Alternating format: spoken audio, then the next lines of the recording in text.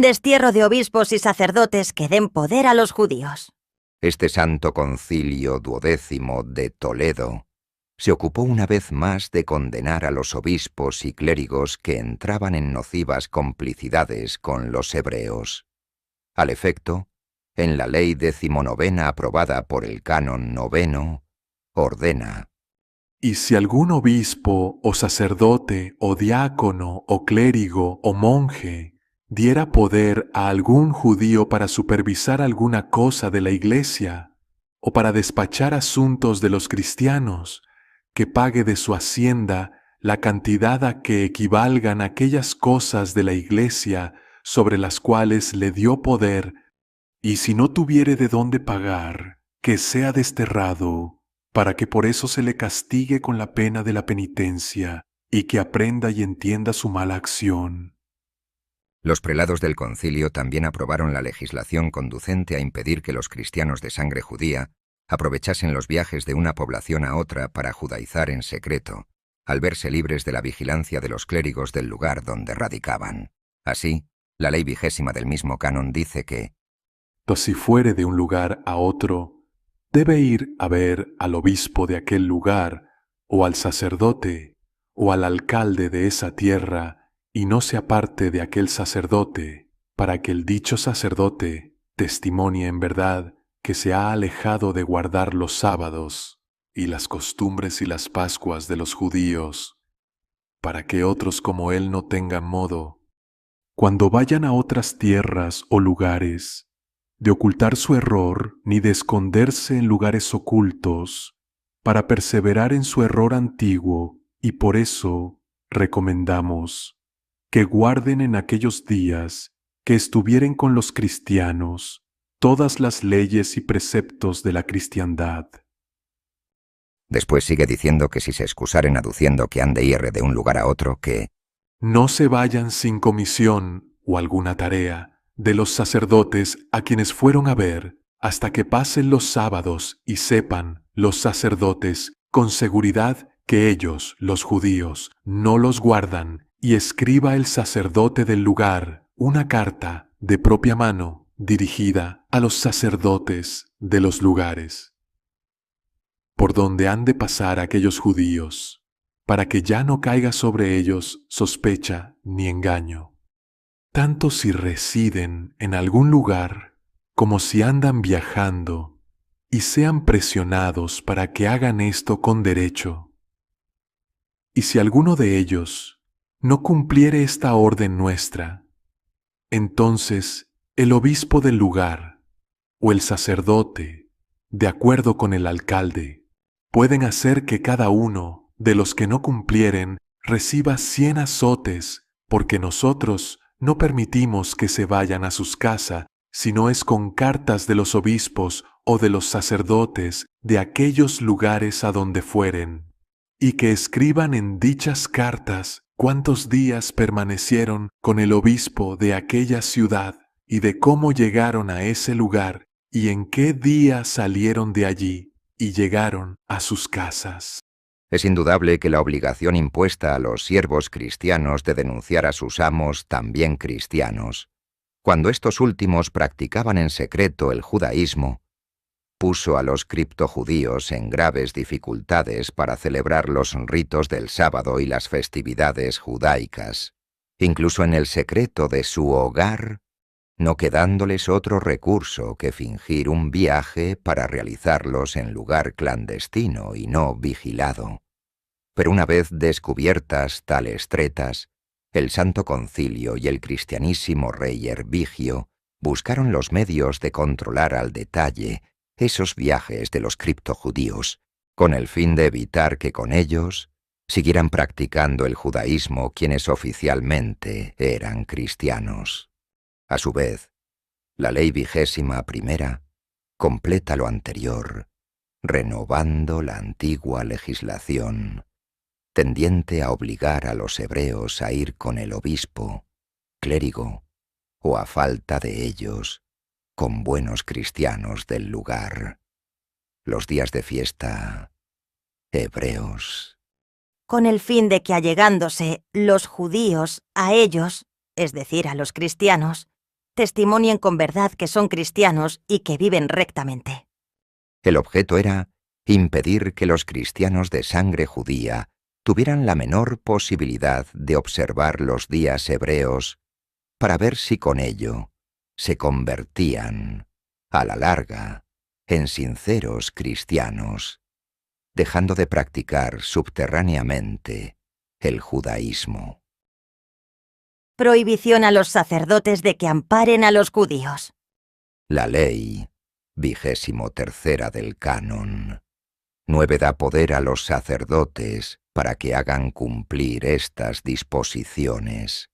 ordenando terminantemente a dichos clérigos: y que ninguno sacerdote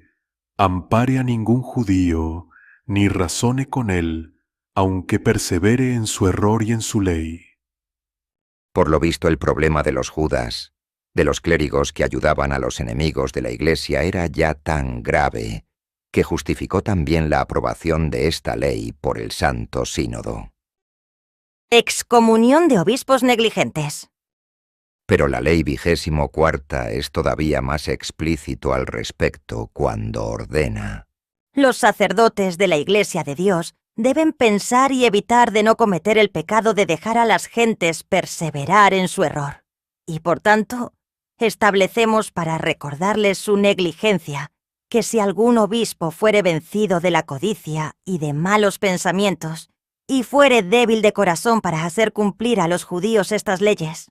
y después de saber sus yerros de los judíos, y se le averiguare su necedad, y no los presionare, a los judíos, y no los castigare, sea excomulgado el sacerdote por 3 meses, y pague al rey 1 libra de oro, y si no tuviere de dónde pagarla, quede excomulgado 6 meses para que se castigue por su negligencia y su flaqueza de corazón. Y damos poder a cualquier obispo que tenga celo de Dios, para que refrene y constriña el yerro de aquellos judíos, y para que enmiende sus locuras. Y haga esto, en vez del obispo negligente, y que acabe lo que el otro olvidó. Y si no se moviere gustosamente para hacerlo y fuere negligente y semejante al otro, y no tuviere celo de Dios, ni fuere membrado, cuidadoso, entonces el rey enmiende sus yerros y condénelos por el pecado. Esta misma ley que damos para los obispos que son negligentes en enmendar el yerro de los judíos, la aplicamos a los otros religiosos, tanto sacerdotes como diáconos y clérigos. Al aprobar el Concilio Toledano esta ley, en su canon sagrado número 9, declaró que era pecado mortal ya no solo el hecho de ayudar a los judíos, sino el de que el obispo, sacerdote o religioso fuera negligente en el cumplimiento de sus obligaciones en la lucha contra el judaísmo, sancionando ese pecado mortal con la excomunión del obispo culpable. Aquí cabría preguntar: ¿cuántos obispos y altos dignatarios de la Iglesia serían excomulgados en la actualidad si se aplicara lo sancionado por el canon 9 del mencionado Santo Concilio, dado que está tan generalizada en el clero del siglo XX la comisión de este pecado mortal, de ayudar a los judíos en una forma o en otra? La ley 27ª establece algo muy importante al ordenar que la sinceridad del cristianismo en los católicos de origen judío sea comprobada no solamente por el testimonio de los obispos, sacerdotes o alcaldes del lugar, sino también por las acciones de dicho cristiano. No basta, por lo tanto, el que ellos aseguren que se convirtieron sinceramente, sino que es preciso que con hechos lo demuestren. Esta ley se ocupa, en forma muy rigurosa, de aquellos cristianos que, habiendo sido descubiertos como criptojudíos, ya hayan sido perdonados por haber demostrado con palabras y obras su arrepentimiento, para luego ser descubiertos de nuevo practicando el judaísmo. Para estos reincidentes, dice la citada ley: que no merezcan jamás ser perdonados y sufran lo que merecen, ya sea pena de muerte o bien otra que sea menor, pero sin ninguna palabra falla y sin ninguna piedad de ninguna índole. Al aprobar esta ley, el Santo Concilio Duodécimo de Toledo estableció, una vez más, la doctrina de la Iglesia Católica al respecto, ya que una cosa es que Dios nuestro Señor esté dispuesto a perdonar a todo pecador antes de la muerte, y otra que los judíos, que constituyen una amenaza constante para la Iglesia y la humanidad, deban ser castigados por la autoridad civil por sus delitos, no siendo lícito que puedan aducir, para evitar el justo castigo, la sublime doctrina del perdón a los enemigos, enseñada por nuestro divino Salvador, porque él se refería al perdón de los agravios que un particular le cause a otro particular, peor no a los delitos o crímenes cometidos por un delincuente en perjuicio de la sociedad o de la nación.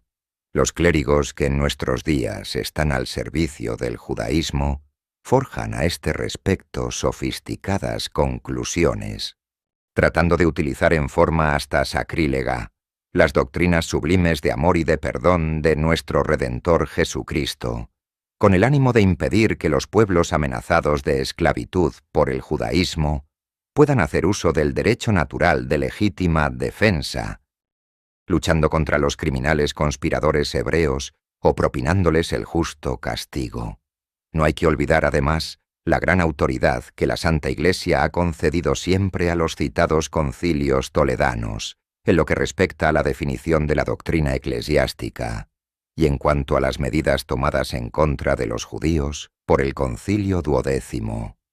Su vigor, como doctrina, de la Santa Iglesia, es mayor en vista de que reunido en el año de 683 un nuevo concilio de Toledo, el número 13, no sólo confirmó en su canon 9 las leyes aprobadas en el sínodo anterior, sino que ordenó que tuvieran vigor y solidez eternamente, dándoles con ello el carácter perenne de doctrina de la Iglesia. Al efecto, el citado canon 9 del Concilio 13 de Toledo dice: de la confirmación del Concilio Duodécimo, celebrado en el año 1 del gloriosísimo rey Hervigio. Aunque las actas sinodales del Concilio Toledano Duodécimo, celebrado el año 1 de nuestro príncipe glorioso Hervigio, fueron dispuestas y arregladas por el fallo unánime de nuestro consentimiento en esta ciudad real. Sin embargo, ahora reproducido este apoyo de nuestra firme decisión, decretamos que semejantes actas como se escribieron u ordenaron, tengan vigor y solidez eternamente. Capítulo 15. El Concilio 16 de Toledo considera necesaria la destrucción de los judíos quintacolumnistas. Como ya hemos dicho, en vista de la casi universal conversión de los judíos al cristianismo, el imperio visigodo se encontraba luchando tenazmente en contra de un tipo de judaísmo mucho más peligroso, el cubierto con la máscara del cristianismo. Los esfuerzos realizados por los santos concilios Duodécimo y 13 de Toledo para destruir este poderoso bloque de hebreos introducidos en el seno de la Santa Iglesia habían fracasado por completo. La minuciosa y enérgica legislación antijudía, aprobada por ambos concilios, fue incapaz de aniquilar la peligrosísima quinta columna. Al impedir que los cristianos de sangre hebrea abandonaran sus clandestinas prácticas judaicas y se convirtieran en verdaderos cristianos. Prueba de ello es que 10 años después, reinando ya Egica, el Concilio 16 toledano volvió a ocuparse de este pavoroso asunto. Precisamente en su canon 1 dice: de la perfidia de los judíos. Aunque en condenación de la perfidia de los judíos hay infinitas sentencias de los padres antiguos y brillan además muchas leyes nuevas. Sin embargo, como según el vaticinio profético relativo a su obstinación, el pecado de Judá está escrito con pluma de hierro y sobre uña de diamante. Es, por lo tanto, muy conveniente que el muro de su infidelidad debe ser combatido más estrechamente con las máquinas de la Iglesia Católica, de modo que o lleguen a corregirse en contra de su voluntad, o sean destruidos de manera que perezcan para siempre, por juicio del Señor. Después de establecer claramente ese punto de doctrina, el Santo Concilio en el canon citado continúa enumerando medidas adicionales que debían de tomarse de inmediato contra los judíos. Esta definición de la doctrina de la Santa Iglesia en contra de los hebreos sirvió de base para que, siglos después, papas y concilios aprobaran la pena de muerte en contra de los criptojudíos infiltrados en el seno del catolicismo. En defensa de estas doctrinas y de la política de la Santa Iglesia, ya hemos dicho qué medidas similares han aprobado siempre y aprueban todavía en la actualidad la generalidad de los estados del mundo cristiano y del mundo gentil en contra de los espías o saboteadores de naciones enemigas. Consideró justificada la pena de muerte en contra de los judíos infiltrados en el seno de la cristiandad con el ánimo de espiar, destruir o conquistar a la sociedad cristiana. Es verdad que es lamentable que se mate a cualquier ser humano, pero si las naciones tienen derecho a defenderse, también lo tuvo la Santa Iglesia, que al mismo tiempo que se defendía a sí misma, defendía a los pueblos que en ella habían depositado su fe y su confianza, máxime si se toma en cuenta que los judíos introducidos en el seno de la Santa Iglesia, además de constituir una vasta red de espías vulgares y saboteadores, constituyen la más destructora quinta columna en el seno mismo de la nación, que por desgracia los tiene infiltrados dentro de sus instituciones. Así es que, por razón de Estado y en defensa de la Iglesia, procedía, sin duda alguna, la acción contra ellos, acción que era precisamente dirigida tanto por la Santa Iglesia como por el Estado cristiano, ambos firmemente unidos. Lo ideal sería que los judíos abandonaran voluntariamente la nación que bondadosamente les da albergue y se fueran a su patria, para que respetando el derecho a la independencia que todo pueblo tiene, no incurrieran en el crimen de espionaje y sabotaje de la peor especie, como miembros de las más peligrosas quintacolumnas que en el mundo hayan existido. De esa manera, nadie los molestaría, y ellos dejarían vivir en paz al resto de las naciones. Si ellos persisten en cometer delitos sancionados con las máximas penas, son los únicos responsables del justo castigo que, a través de la historia, han recibido por la comisión de tales delitos. Sobre todo, ahora que tienen territorio propio que les fue asignado en la Unión Soviética y también en el Estado de Israel. Durante los siglos que no tuvieron patria, debieron haberse resignado a permanecer como el resto de los inmigrantes, viviendo en paz y respetando los derechos del pueblo que les dio albergue y de la religión que éste profesaba. De esta forma, nada les hubiera ocurrido. Lejos de hacer tal cosa, traicionaron a las naciones que les dieron hospitalidad, trataron de conquistarlas, robarlas o destruirlas, e hicieron todo lo posible por aniquilar al cristianismo desde su nacimiento. Se infiltraron en su seno, tratando de desintegrarlo por dentro mediante herejías. Impulsaron y fomentaron las sangrientas persecuciones romanas, provocando con sus crímenes la repulsa universal, así como una reacción defensiva, no sólo de la Santa Iglesia y de los pueblos cristianos, sino también del Islam y de los pueblos a él sujetos. Los propios judíos, con su criminal, ingrata y traidora manera de proceder, fueron los que provocaron las sangrientas represiones organizadas contra ellos por los pueblos amenazados, ejercitando estos últimos su derecho de legítima defensa. Se lamentan de esas represiones, pero ocultan por completo las causas que las motivaron. Es como si los romanos, cuando pretendieron conquistar las Galias, al sufrir en la lucha millares de muertes, hubieran tenido el cinismo de acusar a los galos agredidos de ser asesinados y perseguidores de romanos. O como si los japoneses en la guerra pasada, cuando se lanzaron a conquistar China, sufriendo cientos de miles de bajas, hubieron tenido la desfachatez de acusar a los chinos de ser asesinos de japoneses, porque entonces podríamos decir, si los romanos no hubieran invadido las Galias, no hubieran tenido que lamentar que los galos mataran a miles de romanos. Y si los japoneses no hubieran invadido China, tampoco hubieran tenido que lamentar la muerte de sus nacionales. Pero mientras estos y otros pueblos jamás han incurrido en la hipocresía de quejarse de las bajas y perjuicios que sufren debido a sus guerras de conquista, los judíos, que desde hace siglos han emprendido la más cruel y totalitaria guerra de este tipo, oculta e hipócrita pero muy sanguinaria, sí tienen el cinismo de poner el grito en el cielo cuando las religiones o los pueblos, en legítima defensa, matan judíos y los privan de la libertad para impedirles seguir causando tanto daño.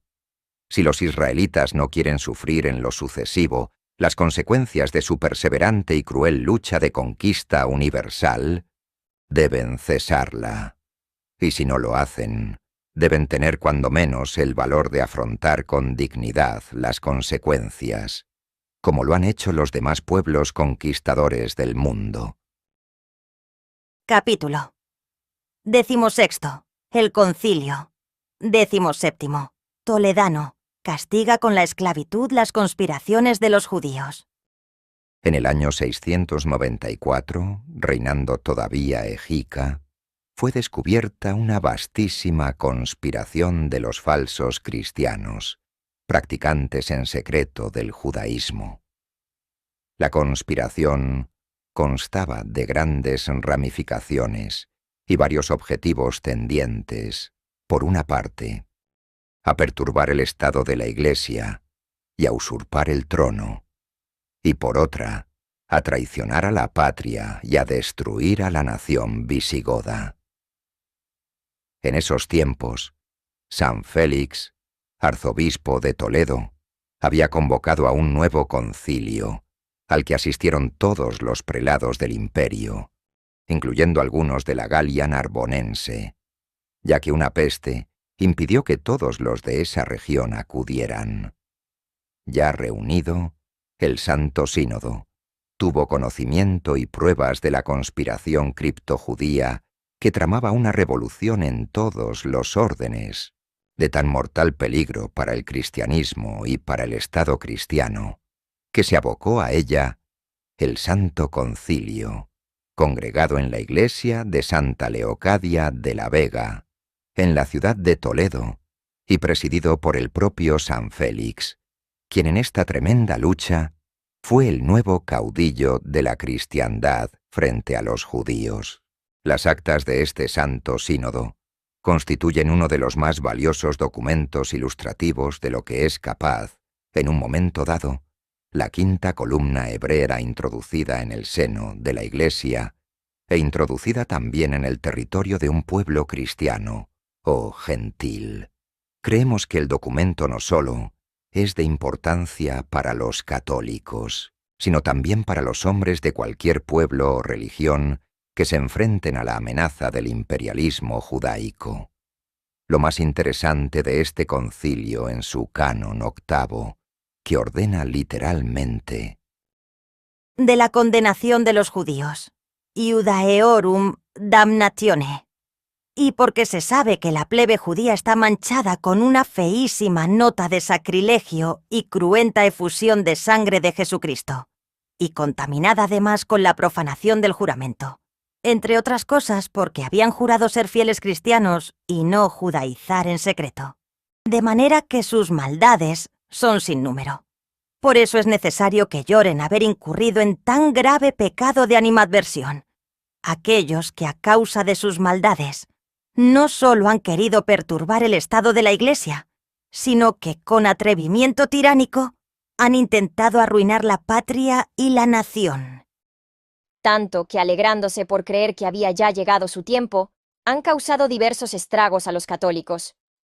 por cuyo motivo la presunción cruel y estupenda debe extirparse con un suplicio más cruel. De manera que el juicio debe ser contra ellos tanto más severo, cuanto en todas partes se castiga lo que se sabe haber sido definido perversamente. Caminando en este santo concilio con toda cautela, por la senda de otras causas, llegó a nuestros oídos la conspiración de los mismos, de manera que no solo en contra de su promesa, por la observancia de sus sectas, mancharon la túnica de la fe, con que les había vestido la Santa Madre Iglesia al darles el agua del sagrado bautismo, sino que quisieron usurpar el trono real por medio de una conspiración. Y habiendo llegado plenísimamente a nuestros oídos por confesión de ellos mismos esta infausta maldad, mandamos que por sentencia de nuestro decreto sean castigados con irrevocable censura. A saber, que en observancia del mandato del piadosísimo y religiosísimo príncipe nuestro Egica, que encendido del celo del Señor e impelido de la santa fe, no solo quiere vengar la injuria hecha a la cruz de Cristo, sino también al exterminio proyectado de su gente y patria, que ellos decretaron con muchísima crueldad, se trate de extirparlos con más rigor,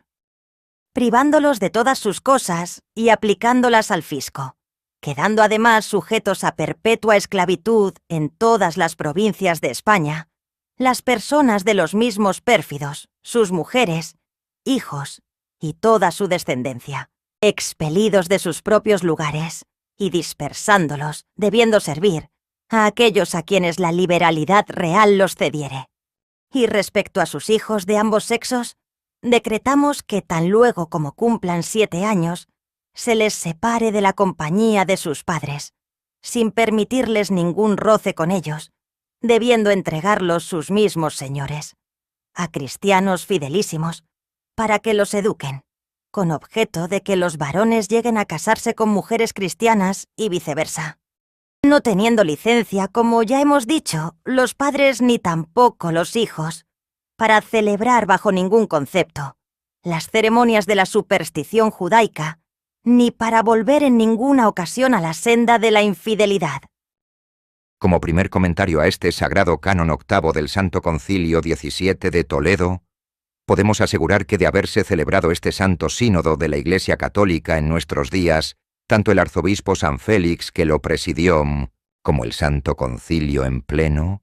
hubieran sido condenados como antisemitas y criminales de guerra nazis.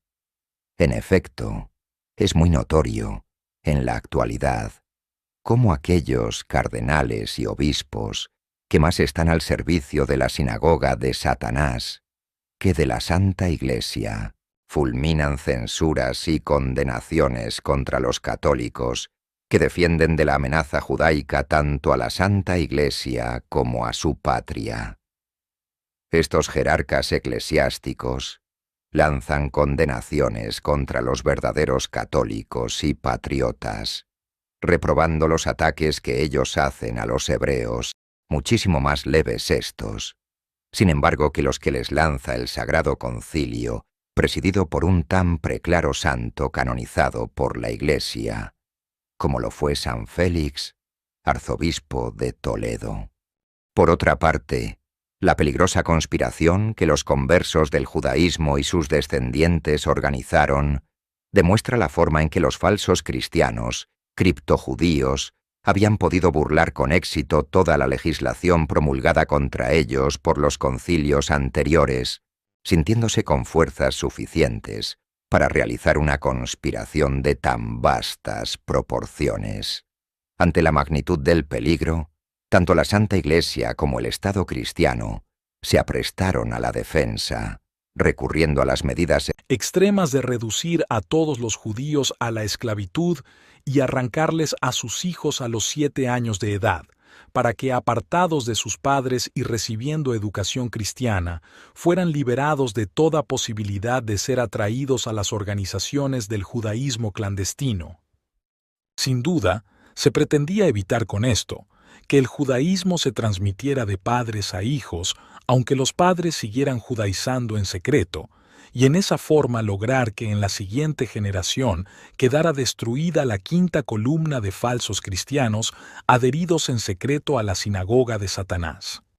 El hecho de obligar a esos niños de la nueva generación, al llegar a mayores, a casarse con buenos cristianos o cristianas, tenía indudablemente por móvil establecer una garantía más para que en la tercera generación quedara completamente aniquilada la mencionada quinta columna, y los descendientes de los hebreos se convirtieran en cristianos sinceros. Sin embargo, como después veremos, este tipo de intentos fracasaron, ya que judíos clandestinos no identificados pudieron siempre iniciar secretamente en el judaísmo a los niños cristianos de sangre judía. Por otra parte, la gran habilidad de los hebreos para la intriga trastornó todos los planes del Santo Concilio e hizo fracasar, una vez más, las medidas extremas que tomaron la Santa Iglesia y la muy cristiana monarquía visigoda con el fin de defenderse de la amenaza judía. Hay un dato interesantísimo en las actas de este Santo Concilio, en donde se pone de manifiesto que ya en esos remotos tiempos,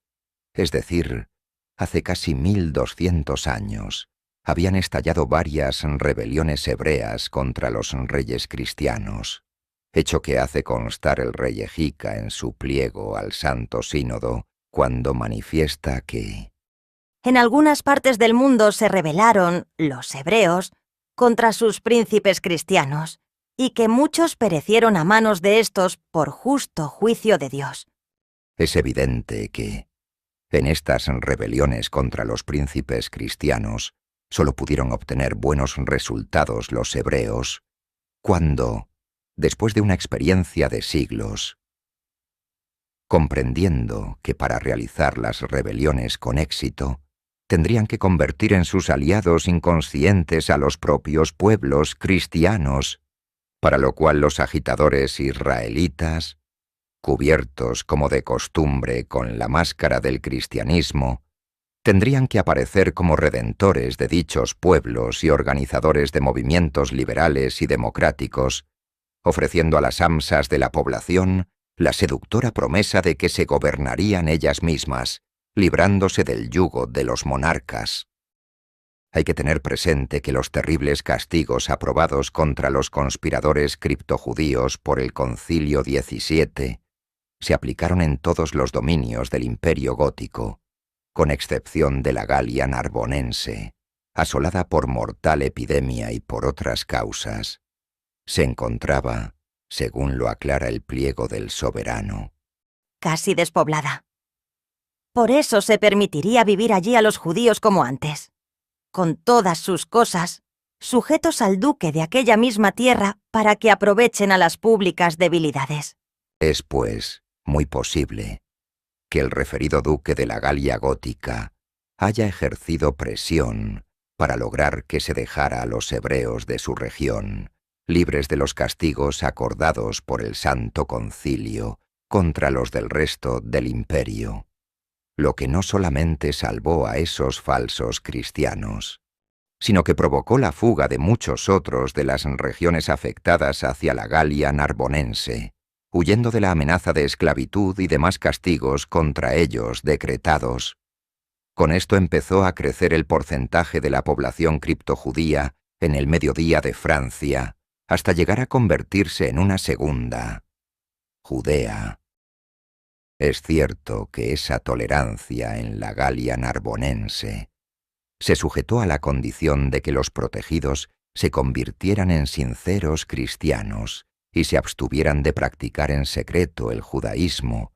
so pena, en caso contrario, de incurrir en las fuertes sanciones aprobadas por el Santo Sínodo. Pero como pudo comprobarse en siglos posteriores, lejos de abandonar su judaísmo esos falsos cristianos, lo tornaron tan hermético que el mediodía de Francia se hizo famoso durante la Edad Media por estar convertido en el más peligroso nido de judíos clandestinos, cubiertos habilísimamente con la máscara de un tan aparente como insincero cristianismo,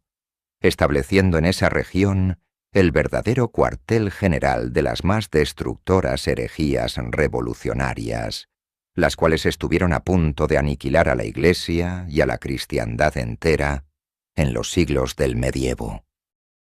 Esto muestra con toda claridad los resultados desastrosos que se obtienen al tener contemplaciones y benevolencias con un enemigo tan tenaz y perverso como es el judaísmo. La rebelión judía contra el rey, a que aluden las citadas actas sinodales, y que fue sofocada a tiempo con todo rigor por Egica y por las enérgicas sanciones del Concilio XVII de Toledo, fue algo de tan grandes proporciones que estuvo a punto de aniquilar al Estado cristiano y sustituirlo por un Estado judío. Para comprender esto, es necesario que examinemos algunos antecedentes. El escritor católico, don Ricardo C. Albanés, hablando de la situación de los hebreos en la monarquía visigoda, dice al respecto: Los judíos se habían multiplicado de manera asombrosa en la España gótica, como había acontecido antes en el antiguo Egipto, y como en este, adquirieron grande importancia y también riquezas,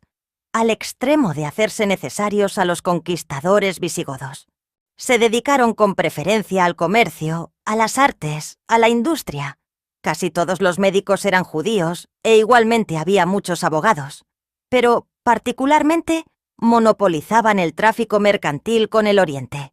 para lo cual les servían de maravilla sus relaciones de linaje e idioma. Dueños de importantes negocios, llegaron también a poseer gran número de esclavos cristianos a los que trataban duramente. Pero no solo se iban enseñoreando los judíos del país de los godos, sino que no cejaban de minar cuanto podían la fe cristiana. Su ayuda solapaba a los herejes como a los arrianos primero y a los priscilianistas después, a la vez que la labor de los judaizantes agravó el conflicto que se desarrollaba en tierras hispánicas entre el cristianismo y el judaísmo, determinando que no solo los concilios, sino también los mismos reyes dictasen muy pronto duras medidas antisemíticas. Pero además de ese inmenso poderío que los judíos habían adquirido, la política seguida por la Santa Iglesia y los reyes cristianos de colmar de honores, de dar valiosas posiciones y hasta títulos de nobleza a los judíos que se convirtieran sinceramente al cristianismo, abriéndoles las puertas del sacerdocio y de las dignidades eclesiásticas, al mismo tiempo que se perseguía sin piedad a los falsos conversos, lejos de traer las consecuencias anheladas, logrando que todos se convirtieran sinceramente, produjo resultados muy contrarios a los deseados, ya que entonces fingían con mayor hipocresía haberse convertido lealmente para alcanzar los beneficios y valiosas posiciones con que se premiaba a los sinceros conversos, pudiendo así encumbrarse cada vez más en las instituciones religiosas y políticas de la sociedad cristiana y llegar a adquirir en ellas mayor poder. Esta situación les hizo abrigar la esperanza de poder hacer triunfar una bien preparada rebelión que les permitiera aniquilar el Estado cristiano para sustituirlo por uno judío, para lo cual aseguraron, con tiempo, la ayuda militar de poderosos núcleos hebreos del norte de África que invadirían la península ibérica al estallar en ella la rebelión general de los falsos cristianos, practicantes en secreto del judaísmo. El ilustre historiador español, Marcelino Menéndez y Pelayo, explica lo siguiente. Deseosos de acelerar la difusión del cristianismo y la paz entre ambas razas, los concilios 12 y 13 de Toledo conceden inusitados privilegios a los judíos conversos de veras, plenaменtis intentione, haciéndoles nobles y exentos de capitación. Pero todo fue en vano. Los judaizantes, cristianos criptojudíos, que eran ricos y numerosos en tiempos de Egica, conspiraron contra la seguridad del Estado. El peligro era inminente. Aquel rey y el Concilio 17 de Toledo apelaron a un recurso extremo y durísimo, confiscando los bienes de los judíos, declarándolos siervos y quitándoles los hijos para que fueran educados en el cristianismo. Ya se puede ver cómo, desde hace 12 siglos, los judíos se burlaron de la noble aspiración cristiana de establecer la paz y la armonía entre las distintas razas, sacando cruel provecho de tan evangélico anhelo y adquiriendo posiciones valiosas que les permitieran destruir la sociedad cristiana y sojuzgar al pueblo que ingenuamente les había abierto sus fronteras. En nuestros días, siguen utilizando con gran éxito el deseo nobilísimo de la unidad de los pueblos y la hermandad de las razas, con tan similares como perversos fines. El famoso historiador holandés Reinhard Dowsey da interesantes detalles sobre la conspiración judías que estamos analizando,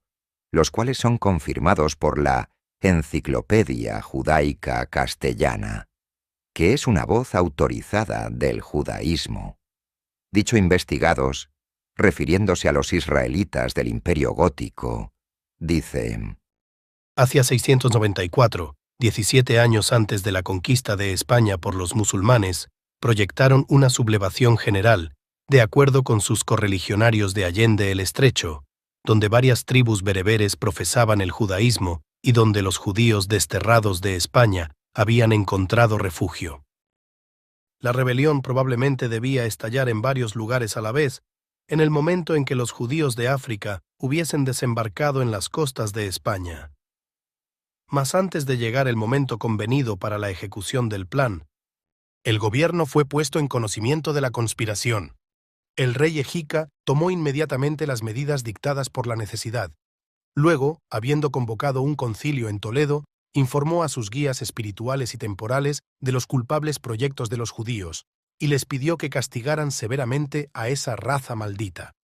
Escuchadas las declaraciones de algunos israelitas, de las que resultó que el complot pretendía nada menos que convertir España en un estado judío, los obispos, estremeciéndose de ira e indignación, condenaron a todos los judíos a la pérdida de sus bienes y de su libertad. El rey los entregaría como esclavos a los cristianos, y aun a quienes hasta entonces habían sido esclavos de los judíos y a los que el rey emancipaba. Un caso típico de cómo actúa la quinta columna judía en contra de las naciones que le brindan albergue. Capítulo 17. Reconciliación. Cristiano-judía. Preludio de ruina. Muerto Egica, ocurrió lo que con tanta frecuencia ha sucedido en los estados cristianos y gentiles. Los nuevos gobernantes olvidan el arte de continuar la sabia política de sus antecesores y tratan de hacer toda clase de innovaciones, que en poco tiempo destruyen la labor de años de trabajo concienzudo, fruto de la experiencia. Una de las causas de la superioridad política de las instituciones judías, comparadas con las nuestras, ha sido la de haber sabido continuar, a través de siglos, una política uniforme y definida contra los que consideran sus enemigos, es decir, contra el resto de la humanidad. En cambio, ni nosotros los cristianos, ni los musulmanes y demás gentiles, hemos sido capaces de sostener una misma política continuada frente al judaísmo por más de 2 o 3 generaciones sucesivas, por muy adecuada que ésta haya sido, y aunque haya estado inspirada en el más elemental derecho de propia defensa. Witiza, hijo de Egica, que fue llamado al trono al morir éste, empezó por desbaratar todo lo que había hecho su padre, tanto lo bueno como lo malo. Hombre de violentas pasiones, muy dado a los placeres mundanos pero con buenas intenciones durante los primeros tiempos de su reinado, subió al trono con el magnífico deseo de perdonar a todos los enemigos de su padre y de lograr la unidad de sus súbditos. La crónica del Pacense nos muestra a Witiza como un individuo conciliador, amante de reparar injusticias pasadas, llegando al extremo de hacer quemar los documentos falsificados en favor del erario. Los falsos cristianos, sometidos a la sazón a dura esclavitud después de fracasada su monstruosa conspiración, vieron en las intenciones conciliadoras y en el justo anhelo de unificación del reino que inspiraban Witiza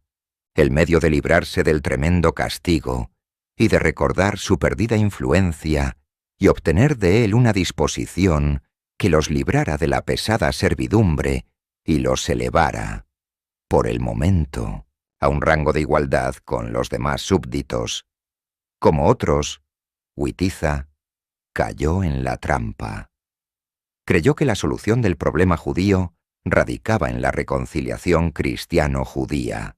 la cual pondría fin a una larga lucha de siglos y consolidaría la paz interna del imperio, bajo las bases de respeto mutuo, igualdad de derechos, mayor comprensión y hasta convivencia fraternal y amistosa entre cristianos e israelitas, lo que ahora llaman los hebreos y sus agentes en el clero fraternidad judeo-cristiana.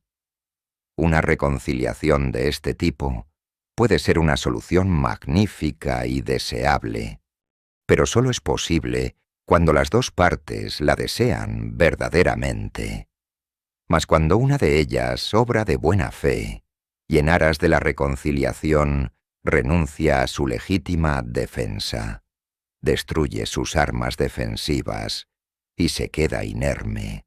confiando en la buena fe de la otra parte, mientras ésta, en cambio,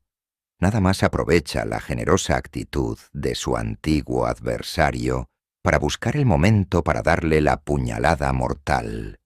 Entonces, la supuesta reconciliación, la naciente y falsa fraternidad,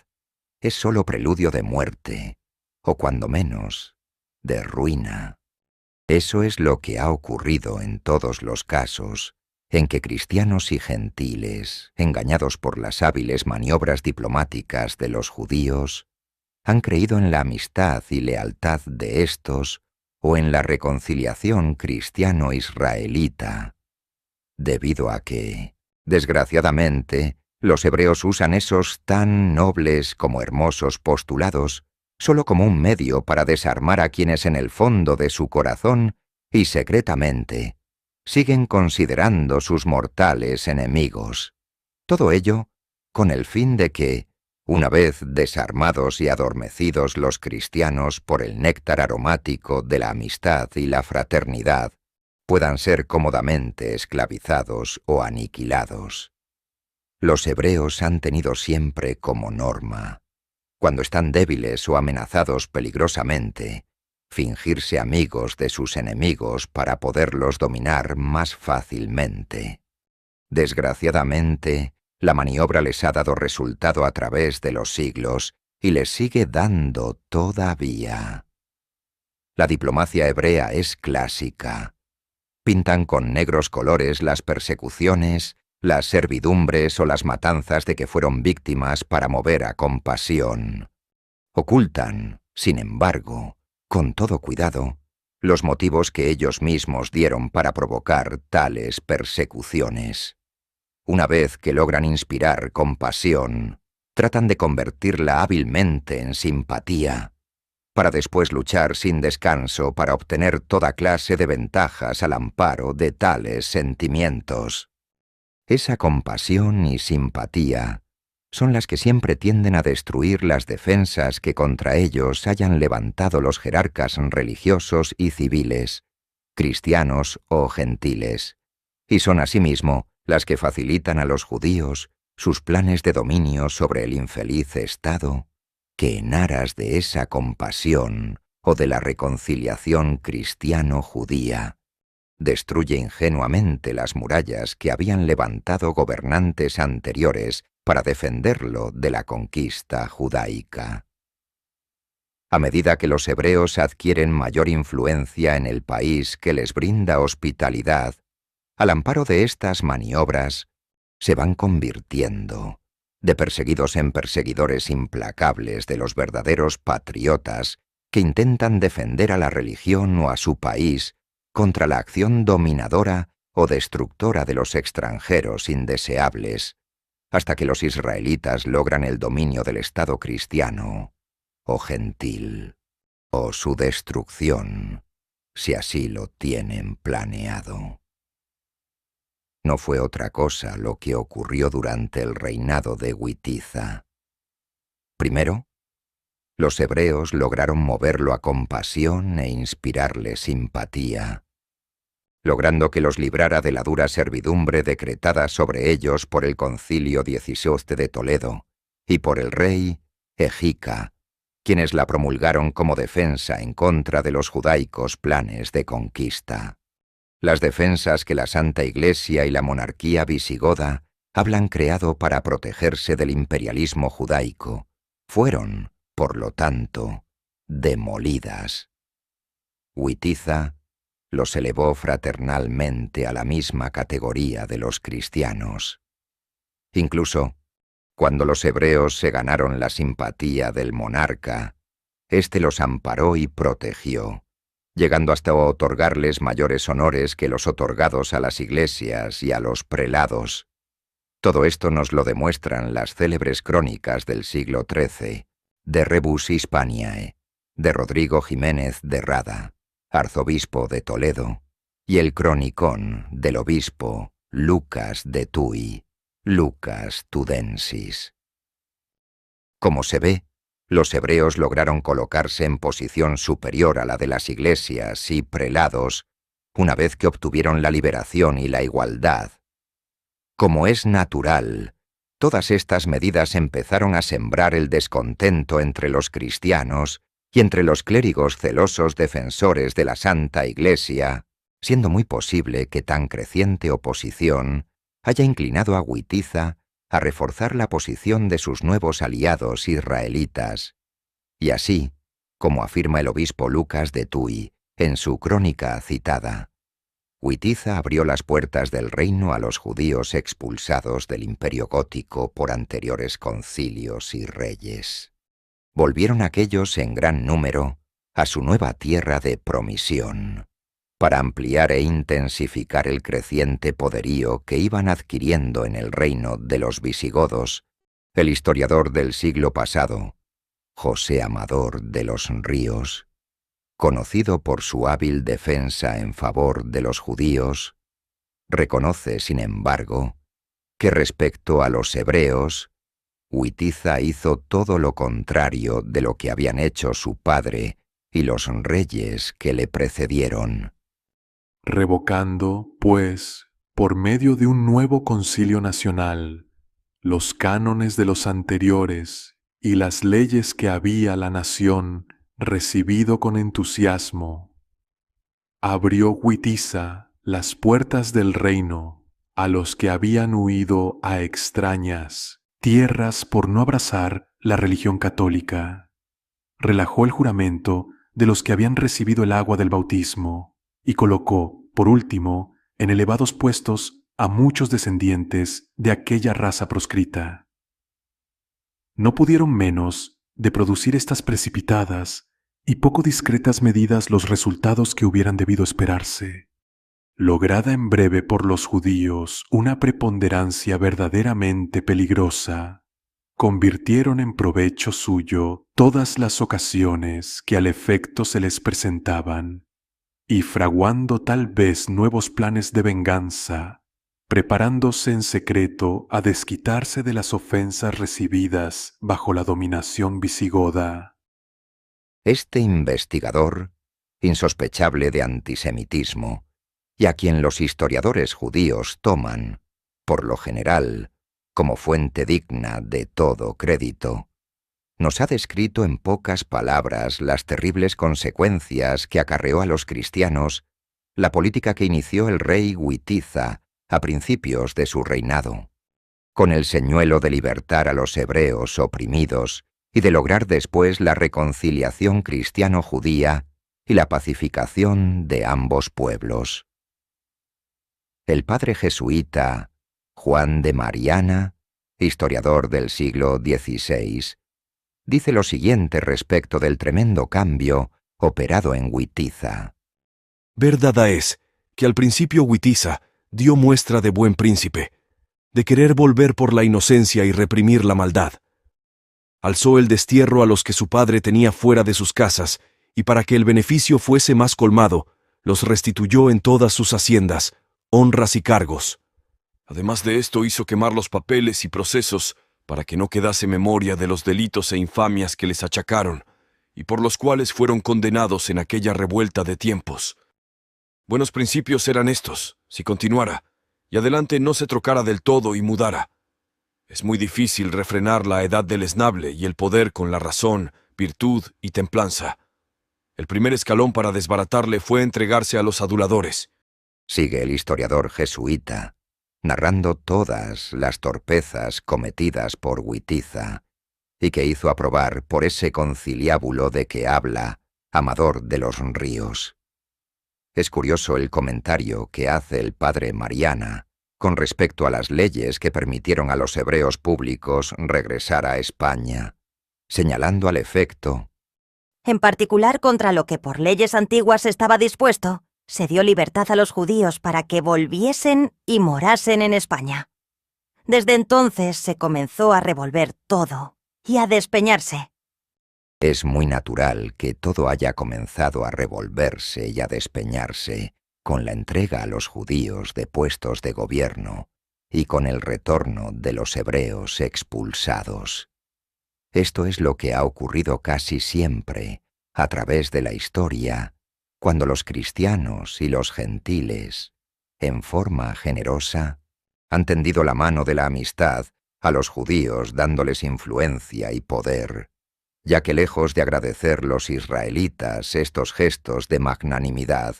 lo han revuelto todo y lo han lanzado al despeñadero, usando la atinada frase del padre Mariana.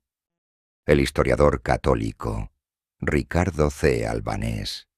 describe el cambio operado en Witiza de la siguiente manera. La energía de Égica había sabido tener a raya la rebeldía de los judíos y las intentonas muslímicas, pero su hijo y sucesor, Witiza, 700-710, tras de un breve período en que siguió una conducta loable, se transformó en un monarca despótico y profundamente vicioso, echándose en brazos de los judíos, otorgándoles honores y cargos públicos. Con respecto a la corrupción lamentable de Witiza, la valiosa crónica del siglo IX, conocida como Cronicon Moisiacense, hace una impresionante descripción del negro fango de vicios en que se sumiera Witiza y su corte, quien llegó al extremo de tener un harem en su palacio, y para dar valor legal a esta situación, estableció la poligamia en su reino, permitiendo incluso a los clérigos tener varias esposas, con escándalo general de toda la cristiandad. Este hecho está también narrado por el Cronicón de Sebastián, obispo de Salamanca, que además afirma que Witiza hostilizó en forma rabiosa a los clérigos que se oponían a sus desvaríos, llegando al extremo de disolver concilios e impedir por la fuerza que los sagrados cánones vigentes fueran ejecutados, colocándose en abierta rebeldía contra la Santa Iglesia. Pero Witiza no solo disolvió un concilio que lo condenaba, sino que por medio de los clérigos que los seguían incondicionalmente, convocó otro que, según narran el ilustrísimo obispo Lucas de Tuy en su crónica medieval, el famoso historiador jesuita Juan de Mariana, y otros no menos ilustres cronistas e historiadores, se reunió en Toledo, en la iglesia de San Pedro y San Pablo del Arrabal, donde a la sazón se encontraba un convento de monjas de San Benito. Dicho concilio aprobó tales aberraciones en contra de la doctrina tradicional de la Iglesia, y al hacerlo, se tornó en verdadero conciliábulo,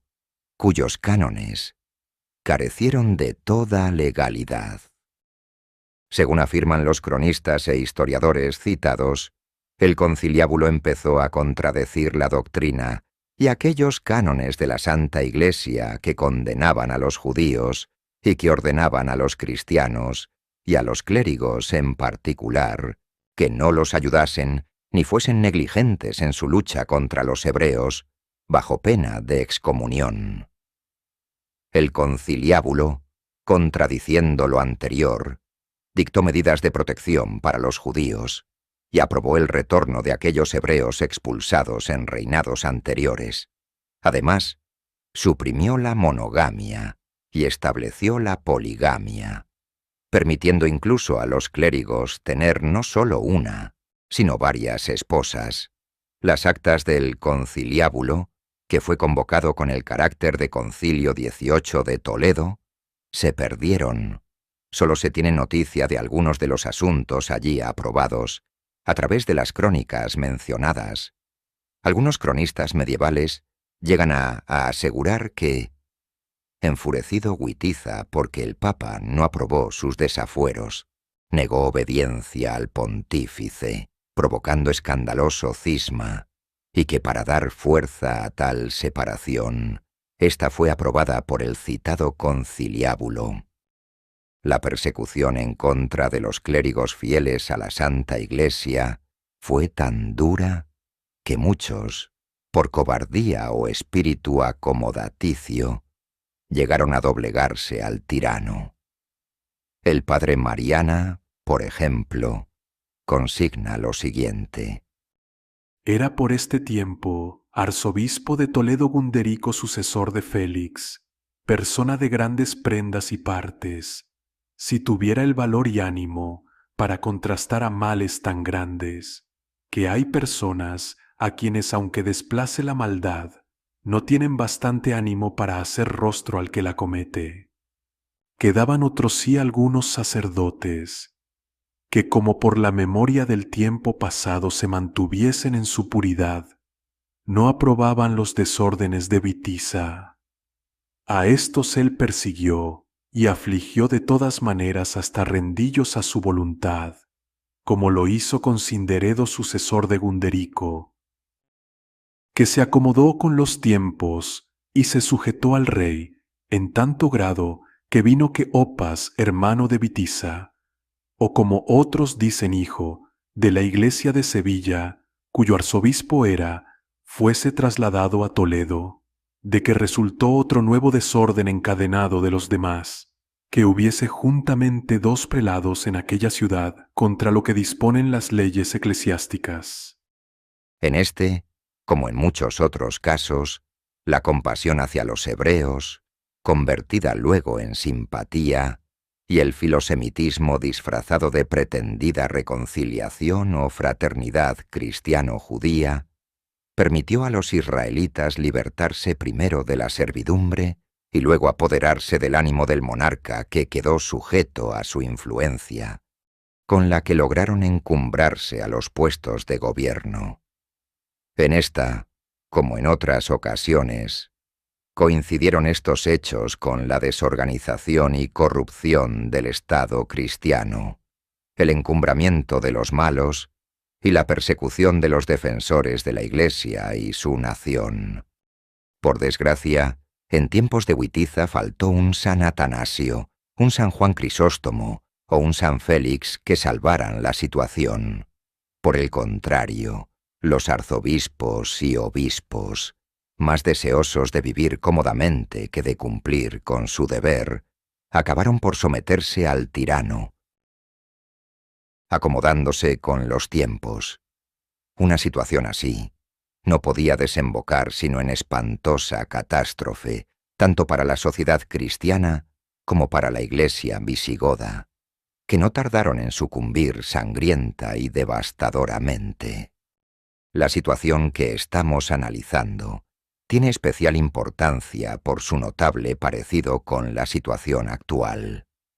La Santa Iglesia se encuentra amenazada de muerte por el comunismo, la masonería y el judaísmo, y por desgracia no se ve surgir por ningún lado el nuevo San Atanasio, el nuevo San Cirilo de Alejandría o el nuevo San Félix que salven la situación. Los malos se aprestan a destruir las defensas de la Iglesia, a modificar sus ritos, a maniatar a los cristianos y entregarlos, como entonces en las garras del imperialismo judaico. Los buenos se encuentran acobardados, porque hasta estos momentos no se ve claro cuáles cardenales o prelados tomarán en forma eficaz, ahora más que nunca, la defensa de la Santa Iglesia y de la humanidad amenazadas por el imperialismo hebreo y su revolución comunista. Nos encomendamos fervorosamente a Dios nuestro Señor para que en este, como en otros casos, haga surgir un nuevo San Atanasio o un nuevo San Bernardo que salven a la Santa Iglesia, a la cristiandad y a la humanidad del horrible desastre que las amenaza. Los altos jerarcas de la Iglesia deben tener presente que si por acomodarse al tiempo claudican como claudicó el alto clero de los tiempos de Witiza, serán tan responsables como los propios israelitas. Serán tan culpables como lo fueron en gran parte esos prelados y clérigos que en los últimos días del Imperio visigodo facilitaron con su cobardía y su posición acomodaticia la cruel destrucción que luego sobrevino a la cristiandad en los confines del ferozmente aniquilado imperio, destrucción realizada por los musulmanes con la ayuda eficaz y decisiva de la quinta columna judía. El reinado de Witiza nos presenta otro ejemplo clásico de lo que ocurre con una nación que los judíos quieren hundir y que, adormecida y engañada por un supuesto deseo de cimentar la reconciliación cristiano-judía, la unidad de los pueblos, la igualdad de los hombres y otros ideales por el estilo, hermosos si fueran sinceros, comete el error de permitir que los israelitas escalen posiciones elevadas en la nación que planean arruinar o conquistar. En tales casos, la historia nos demuestra que los judíos siembran por todos los medios a su alcance la inmoralidad y la corrupción, ya que es relativamente fácil arruinar a un pueblo debilitado por ambas plagas, porque así quedará incapacitado para defenderse adecuadamente. Es una extraña coincidencia que también en el caso del Imperio Gótico, cuando Witiza permitió que los hebreos adquirieran elevadas posiciones en su gobierno y en la sociedad cristiana, empezó a imperar y difundirse toda clase de corrupciones e inmoralidades, empezando por el rey y sus íntimos colaboradores.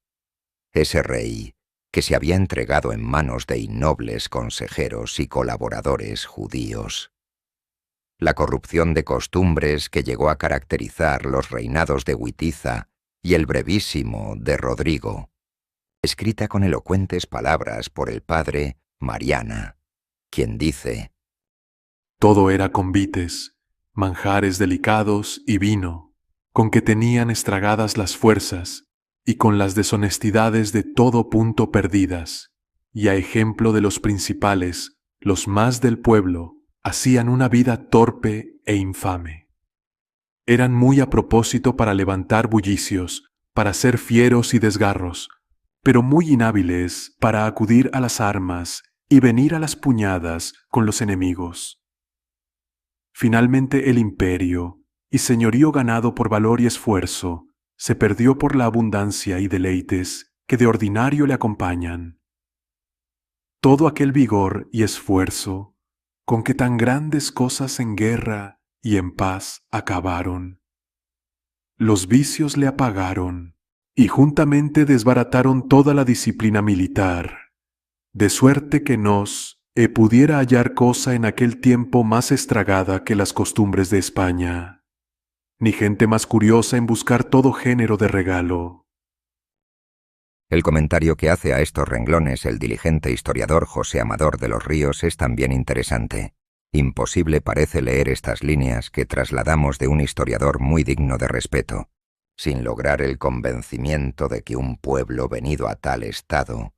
se hallaba al borde de una gran catástrofe. Ningún sentimiento noble y generoso había logrado sobrenadar en tan deshecha borrasca. Todo era escarnecido y envuelto en el más afrentoso vilipendio. Aquellos crímenes, aquellas aberraciones, habían menester de grandes expiaciones y castigos, y no corrieron muchos años sin que los campos de placer humearan con la sangre visigoda y sin que el fuego musulmán devorase los palacios que había levantado la molicie de los descendientes de Ataulfo, sin que los campos de placer humearan con la sangre visigoda, y sin que el fuego musulmán devorase los palacios que había levantado la molicie de los descendientes de Ataulfo, urge hacer hincapié en dos significativas coincidencias. Primera, no había en esos tiempos en la cristiandad sociedad más estragada por la corrupción que la del imperio godo, hecho que coincide con la circunstancia de que tampoco había en la cristiandad reino en que los judíos hubiesen adquirido tanta influencia, ya que los demás, fieles a las doctrinas tradicionales de la Iglesia, seguían luchando en mayor o menor grado en contra del judaísmo. Segunda, tal estado de corrupción vino precisamente cuando los judíos, liberados de las cadenas que les impedían hacer el mal, lograron encumbrarse a posiciones elevadas en la sociedad visigoda. Después de 1200 años de ocurridos estos hechos, los sistemas judíos siguen siendo en esencia los mismos. Quieren aniquilar el poderío de Estados Unidos, de Inglaterra y de otros estados occidentales, y están sembrando en ellos la corrupción y la inmoralidad. Son muchos los escritores patriotas que han denunciado a los judíos como los principales agentes en la trata de blancas, en el comercio de drogas, en la difusión del teatro y cine pornográfico y deprimente. Cosas todas que están causando estragos en la juventud norteamericana, británica, francesa y de otros países, cuyo hundimiento está decretado por el judaísmo. Como podrá verse, los sistemas poco han cambiado en 1200 años. Capítulo 18. Los judíos traicionan a sus más fieles amigos. Witiza, echado en brazos de los hebreos y rodeado de consejeros israelitas, llegó al colmo de los desatinos en una política que se nos antoja suicida. Mandó convertir las armas en arados y demoler las murallas de muchas ciudades con sus poderosas fortificaciones que habrían dificultado enormemente la invasión musulmana, según unos, so pretexto de su amor a la paz, y según otros, para poder reprimir más fácilmente a los opositores de su absurda política que cada día crecían en número y fuerza. Mientras, los judíos, traicionando a su leal amigo Witiza, estaban instigando la invasión musulmana a España desde el norte de África, con el fin de aniquilar para siempre al Estado cristiano y de ser posible a toda la cristiandad europea. El arzobispo Rodrigo de Toledo y el obispo Lucas de Tuy, en sus crónicas ya citadas, narran cómo el gobierno de Witiza mandó derrumbar los muros de las ciudades, destruir las fortificaciones y convertir las armas en arados. El célebre historiador español del siglo pasado, Marcelino Menéndez Pelayo, al hacer mención de la traición de los judíos, dice: La población indígena hubiera podido resistir al puñado de árabes que pasó el estrecho. Pero Witiza les había desarmado. Las torres estaban por tierra y las lanzas convertidas en rastrillos. Mientras el imperio visigodo, bajo la influencia de los judíos consejeros y amigos de Witiza, se desarmaba, destruía sus defensas y anulaba su poderío bélico, los hebreos alentaban a los musulmanes a realizar la invasión y destrucción del cristiano imperio, para lo cual hacían grandes preparativos en el norte de África. Los israelitas inculcaban el pacifismo en el país que deseaban arruinar, y en cambio, en el que iban a utilizar como instrumento para arruinar al anterior, predicaban el belicismo, táctica judaica clásica, utilizada a través de los siglos en diversos países y que en la actualidad practican con toda la perfección que les permite una experiencia de varios siglos. Es curioso notar que los hebreos en la actualidad predican el pacifismo y el desarme en el mundo libre, ya sea directamente o por medio de las organizaciones masónicas, teosóficas, partidos socialistas, comunistas, infiltraciones secretas que tienen en las diversas iglesias cristianas, prensa que controlan, radio y televisión, etc. Mientras que, en la Unión Soviética y demás estados sujetos a la dictadura socialista totalitaria, inculcan al pueblo el belicismo. Es también importante hacer notar que los judíos, al término de la pasada Guerra Mundial, después de desarmar a los Estados Unidos y a Inglaterra en forma peligrosísima, han ido entregando al comunismo posiciones vitales y destruyendo al mismo tiempo las defensas básicas de esas dos grandes potencias, armando hasta los dientes a la URSS y a los demás países comunistas, incluso con gigantescos recursos bélicos sacados traidoramente de esos dos países por los hebreos quintacolumnistas que han controlado los gobiernos de Washington y Londres, incluyendo los secretos atómicos y de los proyectiles cohete. En sustancia, las tácticas son las mismas que hace 1200 años. Si los pueblos de Estados Unidos, de Inglaterra y otras naciones del mundo libre no abren los ojos a tiempo y reducen a la impotencia a la quinta columna judaica que tienen introducida, muy pronto verán a sus países arrasados y dominados por la horda judeo-bolchevique que los reducirá a la esclavitud, como pasó hace más de 12 siglos con el cristiano imperio visigodo. Es curioso observar que hasta en detalles siguen practicando los hebreos tácticas similares. Nos ha tocado ver grabado en distintos lugares de los Estados Unidos el texto del pasaje bíblico relativo a que las armas se convertirán en arados, ideal sublime pero sólo factible de realización cuando todos los bandos contendientes lo practiquen por igual.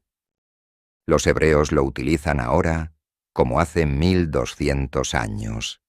para inducir al pacifismo y al desarme a los pueblos que quieren hundir, es decir, a todos los pueblos del mundo que se encuentran todavía libres de su dictadura totalitaria y comunista, porque en los estados socialistas en donde ya la impusieron y que están siendo utilizados para esclavizar al mundo libre, lejos de convertirse las armas en arados, han creado la más gigantesca y destructora industria bélica de todos los tiempos. Así pues, por una parte los pueblos de la humanidad libre son adormecidos por las prédicas pacíficas, la corrupción y las discordias promovidas por la quinta columna hebrea introducida en ellos, y, por otra parte, al otro lado del telón de acero, se prepara la demoledora invasión que, en forma aplastante, podrá triunfar si los pueblos libres dejan subsistir las traidoras quintacolumnas que entre ellos tienen los israelitas y que facilitarán el triunfo del comunismo en la hora precisa. Como facilitaron también, en la hora adecuada, la destrucción del Estado cristiano de los visigodos. Por el año de 709, el descontento de la nobleza y del pueblo contra Witiza había tomado proporciones tales que su situación se tornaba insostenible. Fue entonces cuando el judaísmo nos brindó una lección más de su alta política, empleando un sistema que después de 12 siglos ha perfeccionado en forma eficacísima, cuando consideran perdida la causa que ellos sostienen. Destacan elementos al bando rival antes de sobrevenir el derrumbe, para que si se hace inevitable su triunfo, al consumarse luchen esos judíos por quedar siempre arriba y de ser posible a la cabeza del nuevo régimen. En esta forma, triunfe un bando o el otro, ellos quedan siempre dominando la situación, Practican con científica maestría el principio de que la única manera segura de acertar una carta es apostando a todas a la vez. Este ha sido uno de los grandes secretos del triunfo progresivo del imperialismo judaico a través de los siglos, que les ha permitido llegar al dominio universal. Por eso, todos los dirigentes religiosos y políticos de la humanidad deben tomar muy en cuenta esta clásica maniobra de la alta política judaica, previniendo el engaño y evitando la trampa. Viendo prácticamente perdida la causa de su protector y leal amigo Witiza, no tuvieron los hebreos escrúpulos en traicionarlo para poder a tiempo escalar posiciones decisivas en el bando contrario, posiciones que les permitieran dominarlo al obtenerse la victoria. El siguiente dato, que debemos a la acuciosa investigación de un docto historiador, Ricardo C. Albanés, es muy elocuente. Esta degeneración y despotismo provocó un profundo descontento, por lo que desde principios del año 710 estaba condenada la dinastía de Witiza. El célebre Eudón, judío según se ha sostenido y cuya raza ocultaba, púsose al frente del partido español o romano, amenazado por la fatídica ley de razas derogada por Recesvinto, y mediante una rápida y hábil conspiración, aprehendió a Witiza. Constituidos los sublevados en junta, Senado romano, pensaron en nombrar rey a Rodrigo, nieto del gran Recesvinto, a cuyo rey tanto debían los españoles romanos por haber derogado los aborrecidos privilegios góticos. Rodrigo, retirado a la vida del hogar, resistía ceñir la corona que le ofrecía el conspirador, pero cediendo a la postre, ocupó el trono, recompensando enseguida a Eudón al nombrarle conde de los notarios, esto es, ministro de Estado, y hombre de todas las confianzas reales. Triunfante la conjura, el voto de la mayoría de los magnates visigodos, descontentos ya con Witiza, legalizó al parecer el reinado de Rodrigo. Por otra parte, después de su derrocamiento murió Witiza, según algunos de muerte natural, y según otros cruelmente martirizado por Rodrigo, que le mandó sacar los ojos. Esta última versión es verosímil, si se toma en cuenta que Witiza había asesinado años antes al padre de Rodrigo y le había también sacado los ojos, dejándolo cautivo y ciego. Era, pues, de esperarse que nada bueno había de ocurrir a Witiza al caer en manos del hijo de Teodofredo, martirizado en la forma que queda expuesta. Así pagó el judaísmo internacional los grandes beneficios que recibió de Witiza, quien no solo liberó de la esclavitud a los cristianos criptojudíos del reino, sino que llamó del exilio a los judíos públicos, les permitió practicar a unos y a otros libremente el judaísmo, los encumbró a las más altas posiciones y les brindó su más absoluta confianza, en aras de la reconciliación cristiano-judía y de la hermandad de los pueblos. La historia nos brinda con frecuencia ejemplos trágicos de este tipo. Para el judío imperialista, la amistad del cristiano o gentil y la fraternidad cristiano-judía no es más que un simple medio para obtener ventajas que faciliten la tarea del judaísmo, tendiente a aniquilar a sus enemigos y a conquistar los demás pueblos mediante la destrucción de sus defensas internas.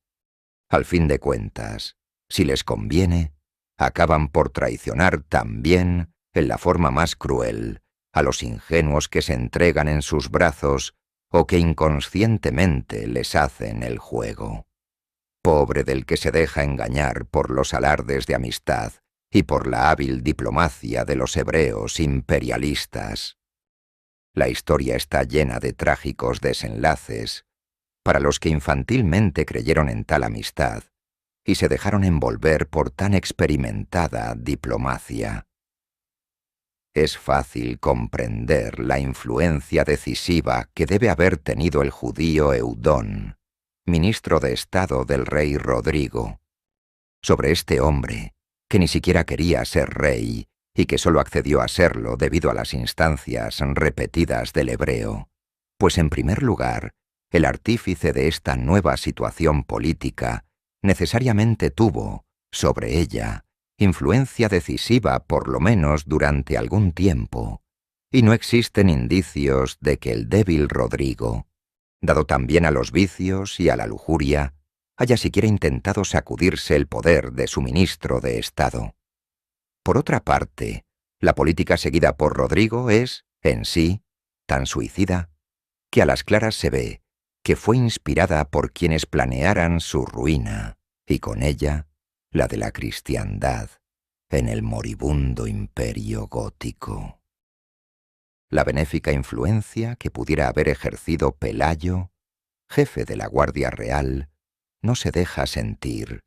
siendo evidente que fueron otros los que manejaron la política del débil monarca que entregó el mando de parte de sus ejércitos al arzobispo Opas, personaje que no solo era pariente cercano de Witiza, sino brazo derecho de éste en la dirección de la desastrosa política eclesiástica del monarca. Además,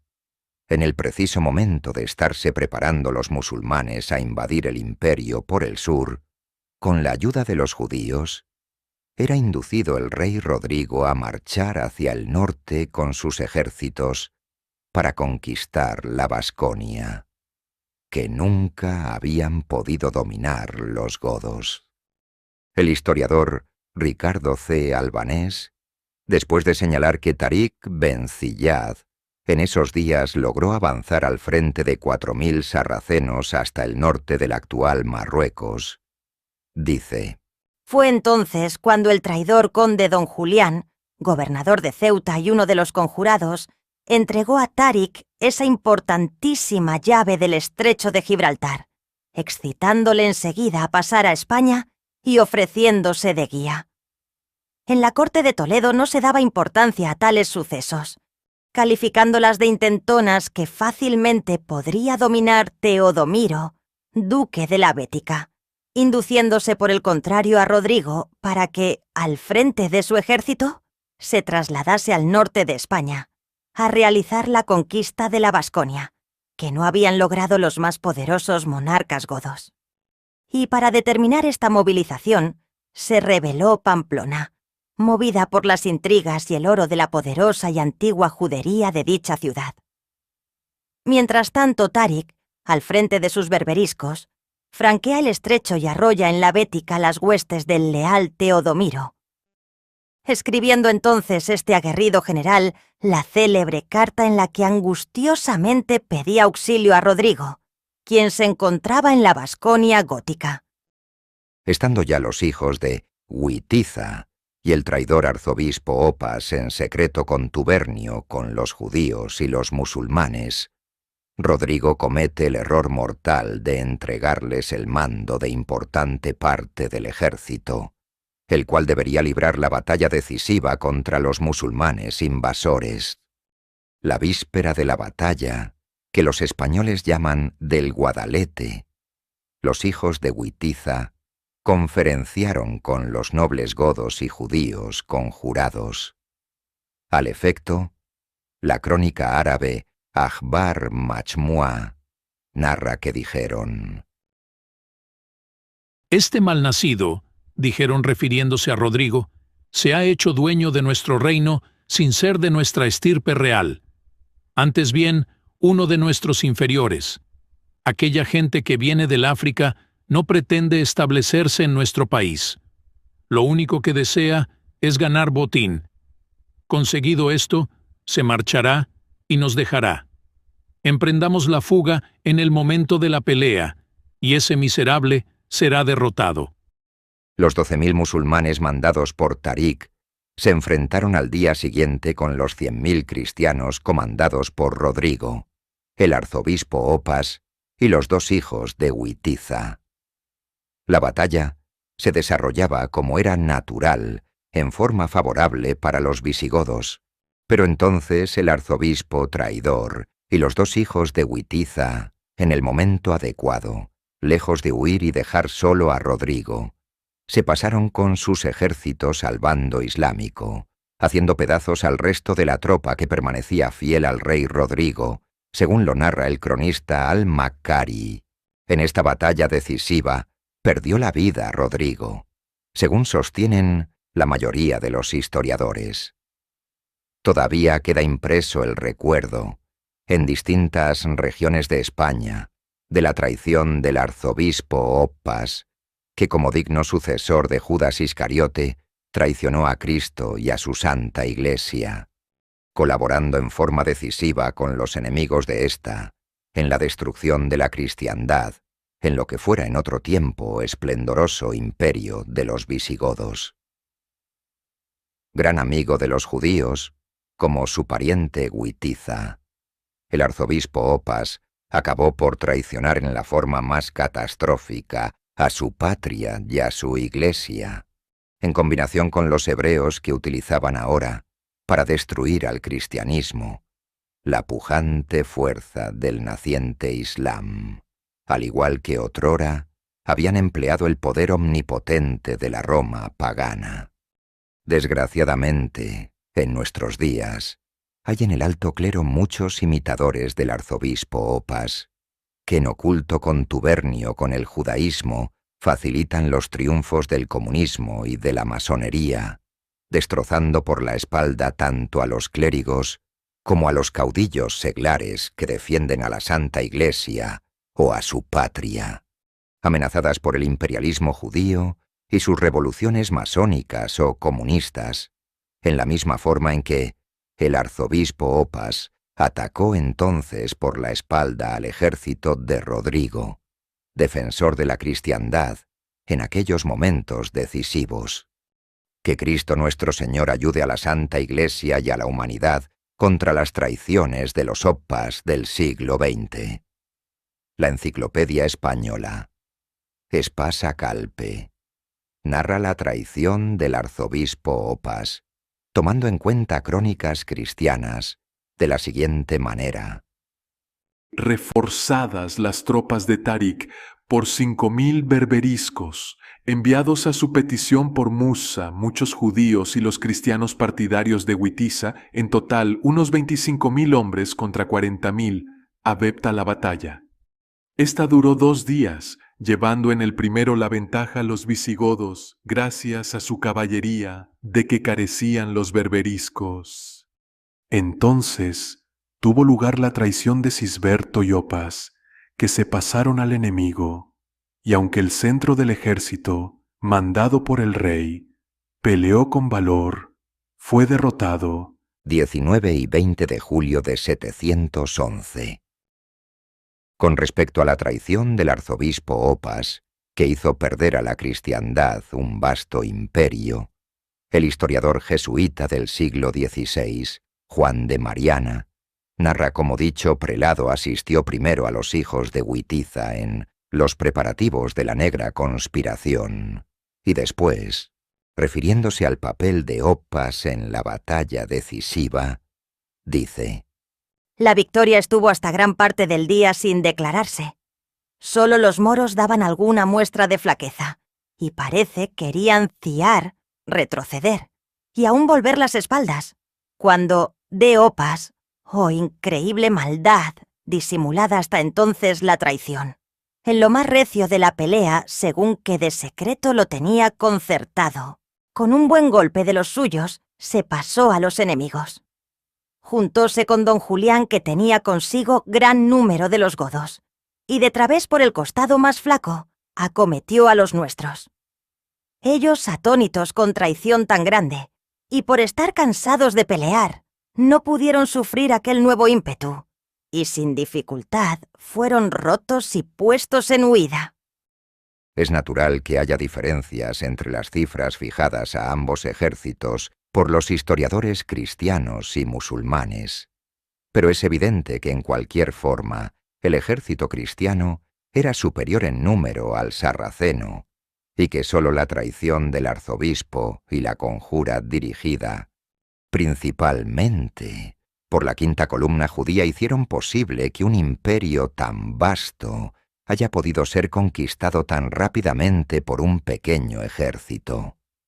El rey Rodrigo tenía razón al restar importancia a la invasión islámica, dado el pequeño contingente de los ejércitos invasores, pero con lo que no contaba era con la traición que se estaba fraguando en secreto, ni con el terrible poder de la quinta columna judía, que, como luego demostraremos, desempeñó un papel decisivo en la lucha. Quiera Dios que las naciones del mundo libre aprovechen las experiencias de la historia, y que éstas, aunque se consideren más fuertes que las naciones dominadas por el comunismo, tengan siempre en cuenta que en una guerra pueden fallar catastrófica todos los cálculos si se permite a las quintacolumnas judías que sigan minando en secreto a los países libres, porque en un momento dado pueden éstas desarticular por completo sus defensas y dar un fácil triunfo al comunismo. Para completar el conjunto de pruebas que demuestran la destrucción de un Estado cristiano hace más de 1200 años y su entrega por la quinta columna judía a los enemigos de la cristiandad, vamos a presentar diversos testimonios históricos de cristianos, musulmanes y judíos, que dan por cierta la complicidad de los israelitas residentes en el Imperio Gótico y fuera de él, con la invasión de los musulmanes, a los cuales ayudaron en diversas formas. Las pruebas que vamos a presentar son, en conjunto, incontrovertibles, ya que además de la autoridad de los cronistas o historiadores citados, es inverosímil que en medio de esa enconada guerra de siglos, sostenida por cristianos y musulmanes, se hayan puesto de acuerdo las partes antagónicas para culpar a los judíos de la traición al estado en que habitaban. Aún más, los autores israelitas han coincidido con los anteriores, precisamente, en ese mismo hecho histórico. El famoso historiador católico Marcelino Menéndez y Pelayo, de gran reputación mundial, escribe lo siguiente. Averiguado está que la invasión de los árabes fue inicuamente patrocinada por los judíos que habitaban en España. Ellos les abrieron las puertas de las principales ciudades. El historiador holandés, descendiente de hugonotes, Reinhard Dossey, que tanto prestigio adquirió en el siglo pasado, da en su obra maestra Historia de los musulmanes de España, una serie de datos que confirman la ayuda valiosísima que los hebreos prestaron a los sarracenos, facilitándoles la conquista del Imperio Gótico. El historiador judío norteamericano, Dr. Abraham León Sachar, que fue director nacional de las fundaciones Hillel para las universidades en Estados Unidos, en su obra titulada Historia de los judíos, asevera, entre otras cosas, que las huestes árabes cruzaron los estrechos que las separaban de España en 711 y se hicieron dueños del país, ayudadas por la condición decadente del reino visigodo y, sin duda, por la actitud simpática de los judíos. La Comisión de Sinagogas Unidas para la Educación Judía, con domicilio en Nueva York, hizo una edición oficial de la obra titulada El pueblo judío, de Deborah Pessin, en donde se afirma: En el año 711, España fue conquistada por los musulmanes y los judíos saludaron su venida con júbilo. Ellos regresaron a España de los países a los que habían huido. Ellos salieron al encuentro de los conquistadores ayudándoles a tomar las ciudades de España. En pocas palabras, esta publicación oficial hebrea resume la acción de los israelitas, que, como se había visto, fue doble. Por una parte, los judíos del norte de África, que en el siglo anterior habían emigrado de España, se unieron a los ejércitos musulmanes invasores, y por otra parte los israelitas habitantes del Imperio Gótico, la quinta columna, abrieron a los invasores las puertas del reino, quebrantando las defensas por dentro. El historiador judío alemán Joseph Castaing, en su obra Historia y destino de los judíos, dedicada con profundo respeto a Albert Einstein, dice: Los berberiscos ayudaron al movimiento árabe a extenderse hasta España, mientras los judíos sostenían la empresa a la vez con hombres y con dinero. En 711, los berberiscos comandados por Tarik cruzaron el estrecho y ocuparon Andalucía. Los judíos aportaron piquetes de tropas y guarniciones para el distrito. Este historiador israelita nos aporta el valioso dato de que los hebreos sostuvieron también financieramente la invasión y conquista del imperio visigodo. El historiador hebreo Graetz, después de mencionar que en la conquista del imperio visigodo por los musulmanes intervinieron tanto los judíos del norte de África como los que residían en España, sigue narrando que después de la batalla de Jerez, julio 711, y la muerte de Rodrigo, el último rey visigodo, los árabes victoriosos siguieron avanzando, y en todas partes fueron apoyados por los judíos. En cada ciudad que conquistaban, los generales musulmanes no estaban en posibilidad de dejar sino una pequeña guarnición de sus propias tropas, ya que necesitaban de todos sus hombres para someter al país. Por eso confiaban su custodia a los judíos. De esta manera los judíos, que hasta recientemente habían estado sometidos a la servidumbre, ahora se convertían en los amos de Córdoba, Granada, Málaga y muchas otras ciudades. El rabino Jacob Serra Isin indica que la invasión de la España goda fue realizada por un ejército de 12.000 judíos y moros, acaudillados por un judío converso al Islam, hijo de Cajena, una heroína perteneciente a una tribu de berberiscos judaizantes, y que fue la madre de Tarik Said. Luego sigue: En la batalla de Jerez, 711, el rey visigodo Rodrigo fue derrotado por uno de los generales de Cajena, Tarif es-Said, un judío de la tribu de Simeón, debido al cual se dio el nombre de Tarifa a la isla. Él fue el primer moro que puso pie en el suelo de España. Es curioso que el citado rabino, a pesar de indicar que Tarik es-Said profesaba ya la religión musulmana, lo sigue llamando judío de la tribu de Simeón. Esto lo pueden comprender fácilmente quienes saben el nulo valor que tienen las conversiones de los judíos a otras religiones, ya que con rarísimas excepciones son siempre fingidas. Entre los historiadores árabes y sus crónicas, se habla de la complicidad de los judíos en la invasión y conquista del imperio visigodo. Entre otras, la crónica formada por una colección de tradiciones compiladas en el siglo XI y conocida como Akhbar Majmua, que menciona la conspiración de los judíos para traicionar a Rodrigo. Estos judíos iban en el ejército visigodo con los hijos de Witiza y con los nobles godos descontentos, la víspera de la batalla decisiva.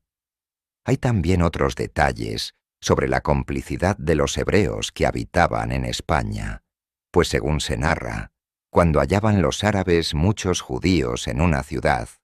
les dejaban la custodia de ésta junto con un destacamento de musulmanes, mientras el grueso de las tropas seguía avanzando. En otros casos, simplemente confiaron la custodia de las ciudades capturadas a los habitantes judíos, sin dejar ningún destacamento islámico. Así, refiriéndose la mencionada crónica árabe a la captura de Córdoba, constata que reunió Mogitz en Córdoba a los judíos, a quienes encomendó la guarda de la ciudad. Y refiriéndose a Sevilla, afirma: confió Muza la guarda de la ciudad a los judíos. Lo mismo dice de Elvira, Granada y de otras poblaciones. Datos no menos interesantes sobre este asunto presenta el historiador sarraceno al-Makkari, quien, refiriéndose a los musulmanes invasores, dice: Tenían por costumbre juntar a los judíos en las fortalezas con algunos pocos musulmanes, encargándoles la guarda de las ciudades para que continuase la demás tropa su marcha a otros puntos. El cronista islámico Ibn el-Athir, en su famosa crónica El Camel, dio diversos detalles sobre la invasión musulmana en el Imperio Gótico y sobre la complicidad judaica, datos que fueron también confirmados después por el historiador musulmán Ibn Khaldún, nacido en Túnez en 1332, en su célebre Historia de los Berberiscos. De él tomamos el siguiente hecho, por ser de capital importancia, para ilustrarnos sobre lo que entienden los israelitas por reconciliación o fraternidad cristiano-judía. Ibn Khaldún, citando a Ibn el-Athir, dice que después de tomada Toledo por los musulmanes,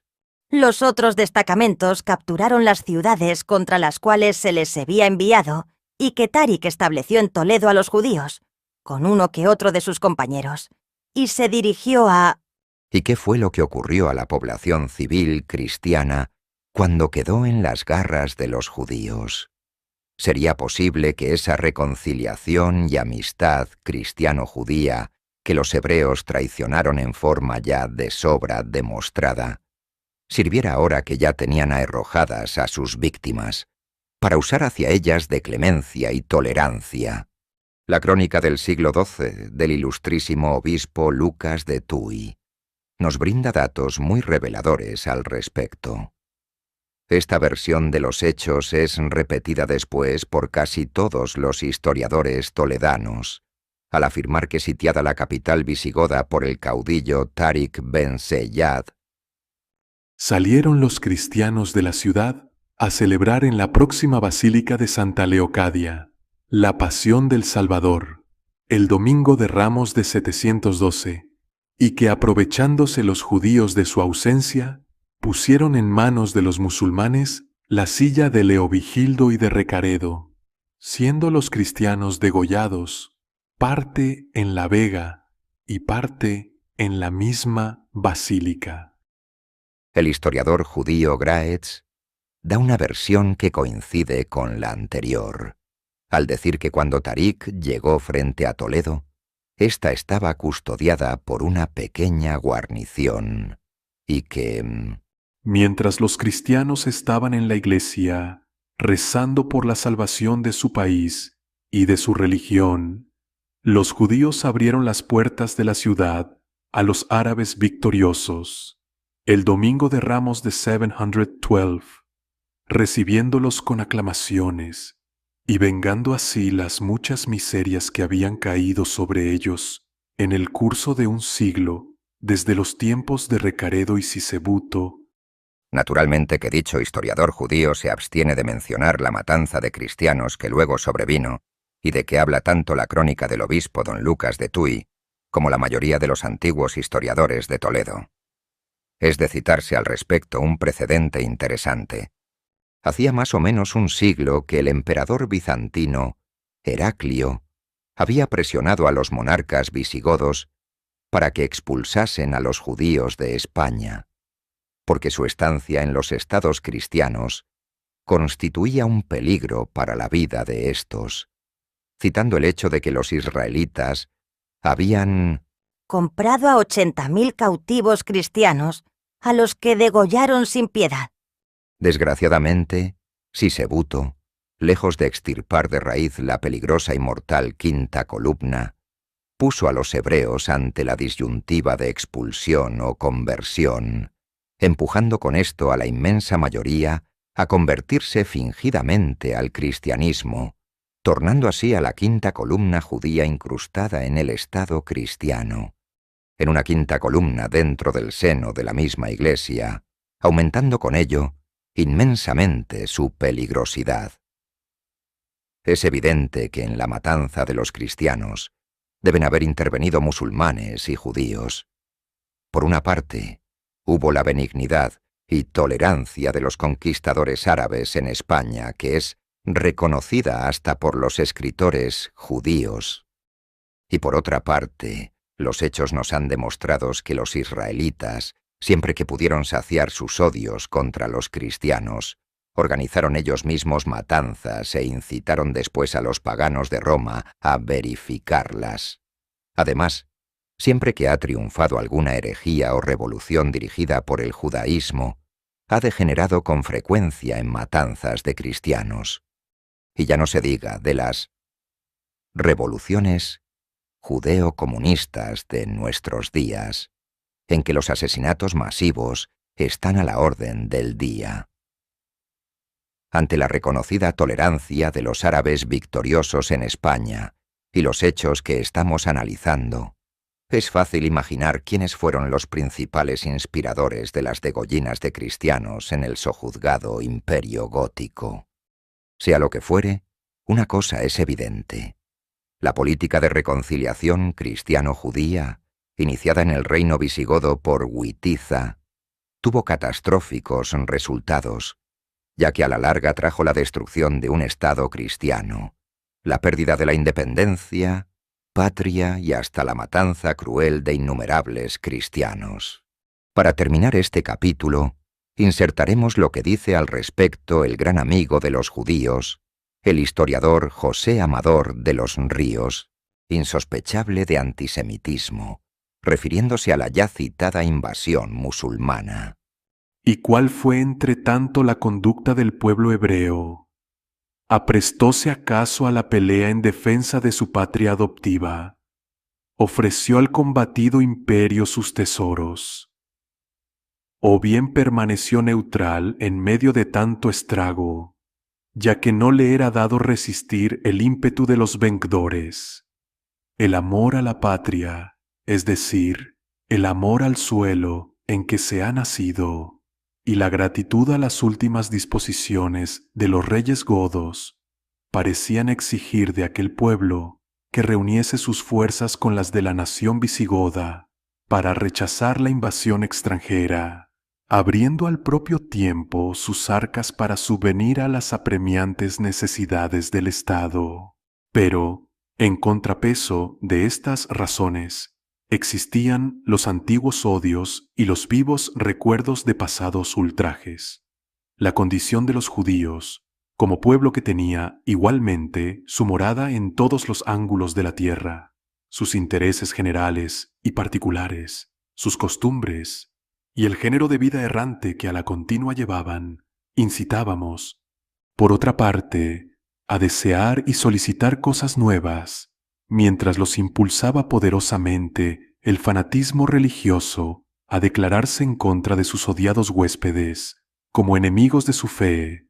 para precipitar su perdición y su ruina. No de otro modo se fomenta y cunde en toda la península ibérica la conquista musulmana.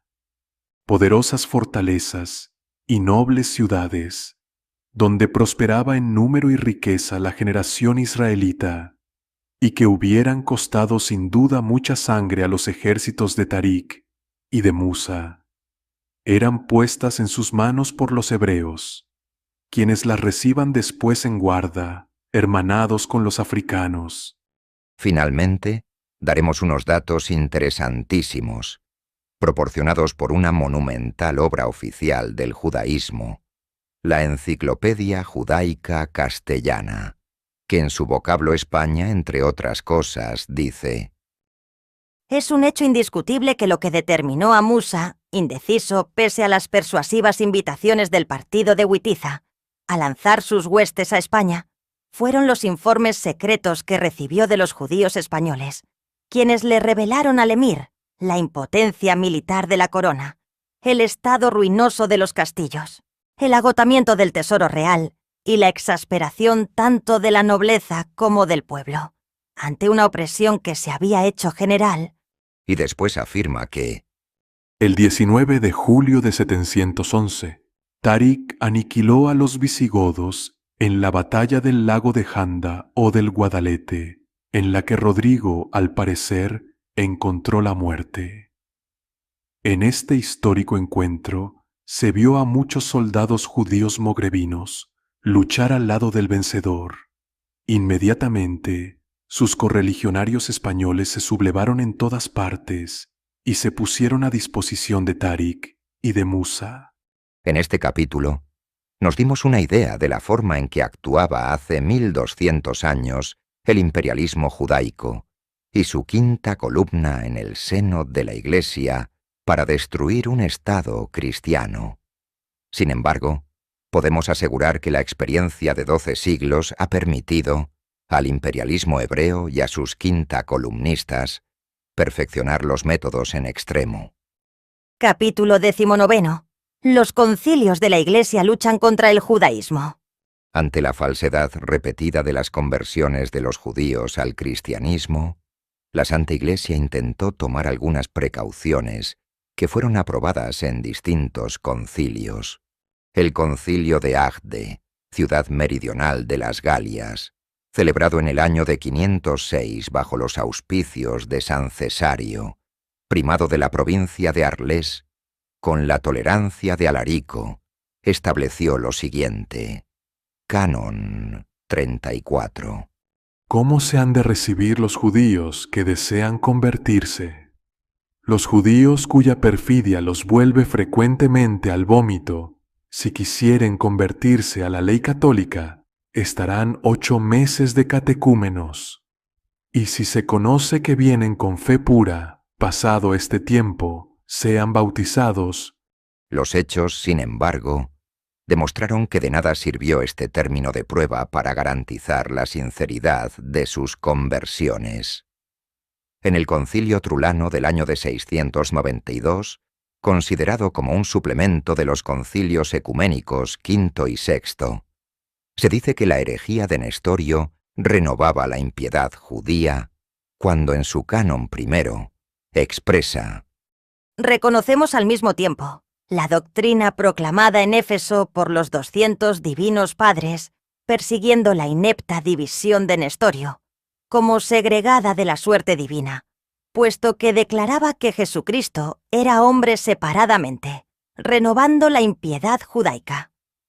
Y después, en su canon 11, establece la pena de deposición para los clérigos que se relacionen íntimamente con los judíos. Se ve, pues, que ya desde esos remotos tiempos fue para la Santa Iglesia una verdadera pesadilla, la de esos sacerdotes que entablaban amistades peligrosas con los hebreos,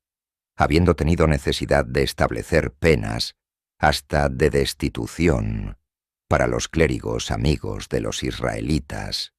Al efecto, el Sagrado Canon 11 dice: